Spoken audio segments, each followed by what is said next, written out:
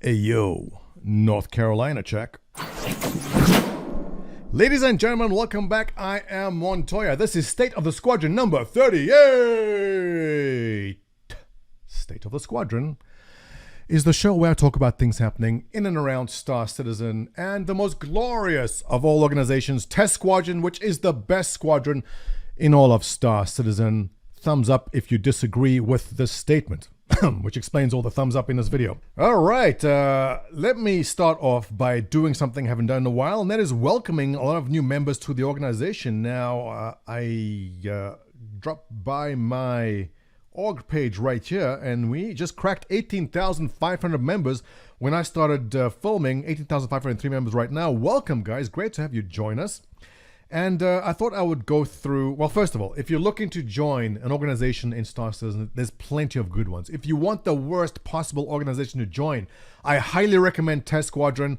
This is what it looks like. Join us and you come in. So let's see what kind of fools have joined us. Now, the worst kinds, filthy affiliates, like No Biceps and Cool Rick 92. I will not greet them because they are filthy affiliates. These guys are main members. So, Lukey Ferrex, a very warm welcome to you. Hello. Bradverst, hello to you. Papa Cherry, aka Matt.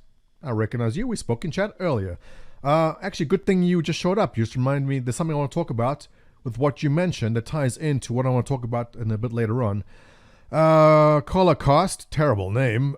Ten Karu, Mark Hand 2, Kazakh Beard, Wezel871, Power Pack, Qatar, Dawid, Enigma, Lokini, Hidden Pimp, and Lord Garrett99. Welcome, guys. Great to have you join us. And you filthy affiliates, we'll just put up with you too. That's okay. If you'd like to make Test your main organizations, you can do that by clicking on the account button, and I believe the option's in there somewhere. Don't ask me where, I haven't checked in a long time.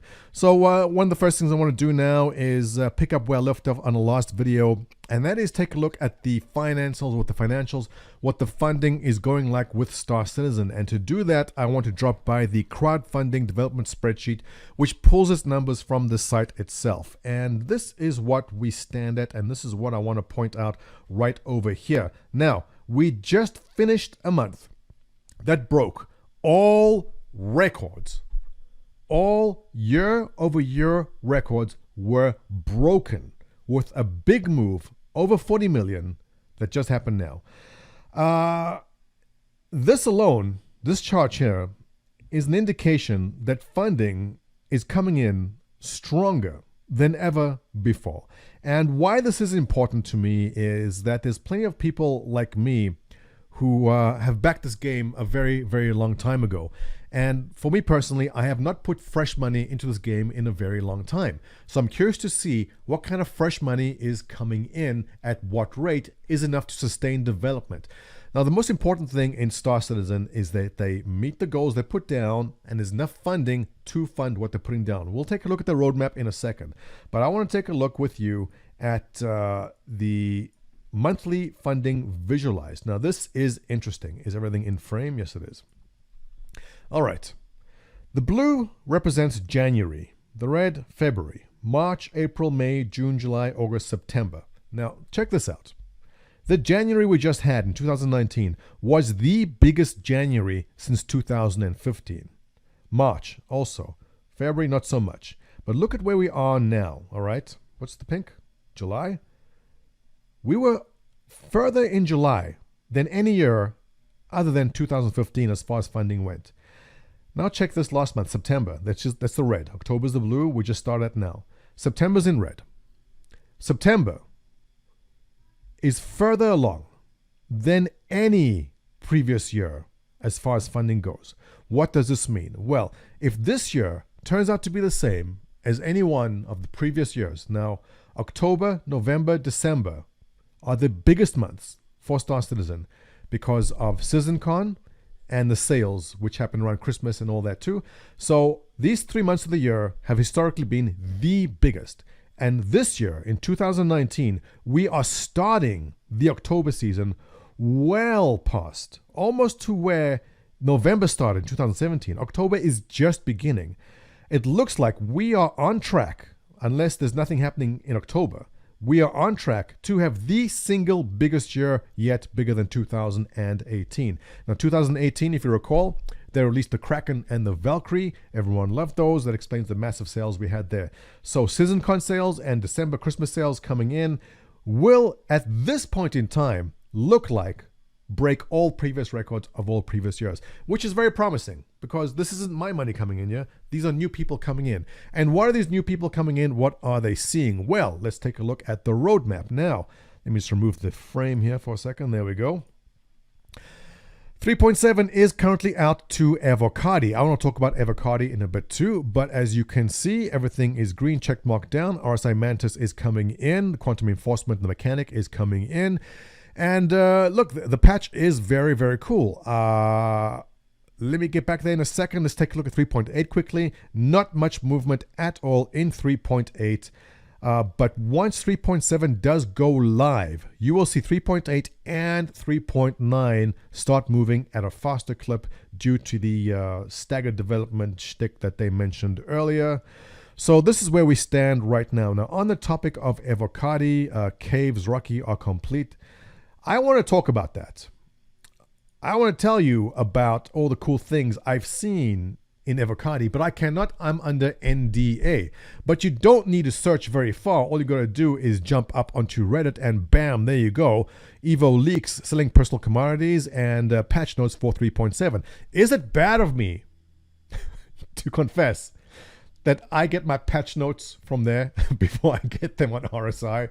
I know I use Reddit more, so sorry CIG, it's true. But this is the topic I want to bring up, and I was asked this the other day, why is Evocati still important? And here's the tricky part. Evocati is or was important because the patch they released to us in Evocati is a buggy mess.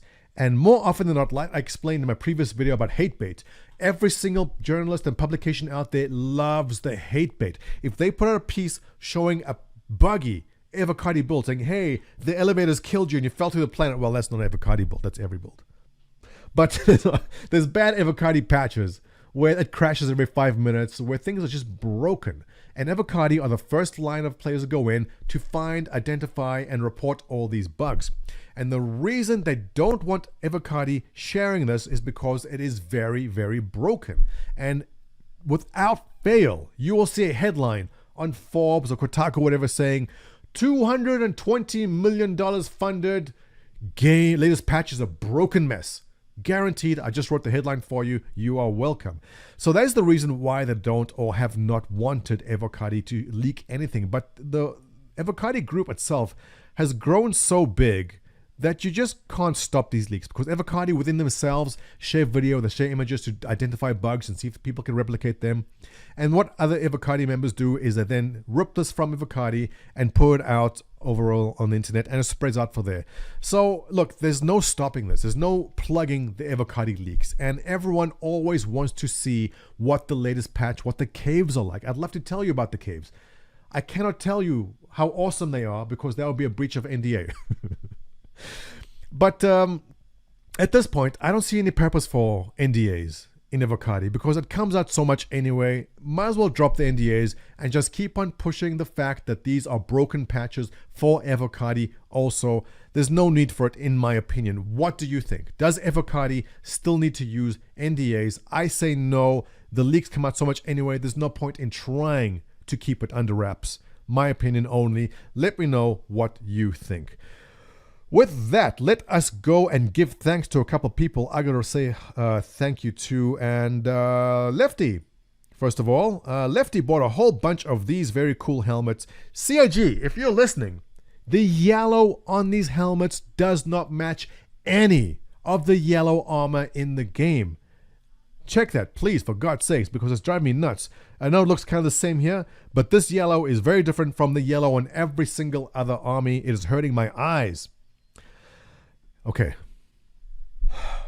Lefty, thank you very much. Lefty bought a whole bunch of these helmets which don't match colors, but he is giving them out to people who come in and are active and are helping out other testies in the game. Now, we had Ops on Sunday. It was Griffin's birthday. Happy birthday, Griffin.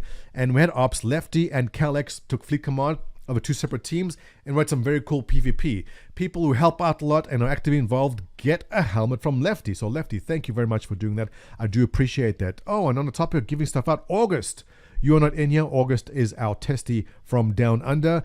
He bought a copy of Cyberpunk, which he gave away for some people who made propaganda for tests. Thank you very much, August. I love seeing that kind of thing happening, and I really do appreciate it. Speaking of things, people doing things for tests, check this out. This is an awesome logo from Greg, aka George. He makes these 3D animations and 3D artwork. This is beautiful, and I want to give a shout out to him and give some attention to his art station, which I will link below also, because he does wonderful work, which you have no doubt seen, and you have seen it because you saw this on RSI, which was his trophy for the 890 jump, and it spins. This is his work.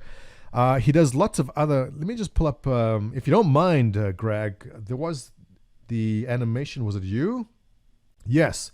This is a page or an org in Star Citizen he did the intro for. Check this out. This is custom made. Awesome.